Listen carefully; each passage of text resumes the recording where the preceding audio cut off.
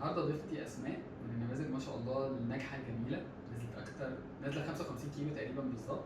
ازيك يا اسماء، اخبارك ايه؟ ازي حضرتك؟ ممكن بقى انت تحكي للناس كل الحاجات المفرحه اللي انت قلتها لي كلها، انت قولي لهم اللي انت اول عايزاه. حاجه قبل ما اقول اي حاجه انا بشكر دكتور احمد وبشكر التيم كله لان حياتي اتغيرت. انا الاول ما كانش عندي خالص ثقتي بنفسي، كانت ضايعه، ودلوقتي بقيت بلبس كلها نفسي فيه. اول حاجه تحويل المسار او اي عمليه بجد كويسه بالذات لو مع دكتور كويس. والاهم من العمليه المتابعه فرقت معايا جدا في حالتي النفسيه. دكتور احمد على طول متابع كل التيم، بجد شكرا. الامباكت بتاع الموضوع ده عليكي في بيتك، انت هي حاجات انت حكيتي لي حاجات، انت ازاي ده مأثر في بيتك، انت ازاي مخليهم هيلثي؟ يعني ما تشربيش وتاكلي مع بعض، بلاش صودا.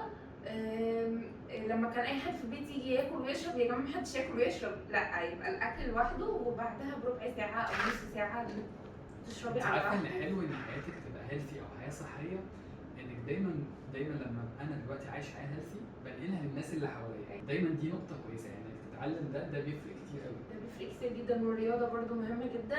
عندي ترهلات كتير بس مع الرياضه بتتشد، ودي حاجه كويسه جدا ومفرحاني. وبجد شكرا جدا لحضرتك وشكرا للتيم كله. كفايه ان انا دلوقتي بقيت بخش اي محل اشتري اللي انا عايزاه من غير ما يقعدوا لي مقاساتك الخاصه والحاجات دي، بجد شكرا.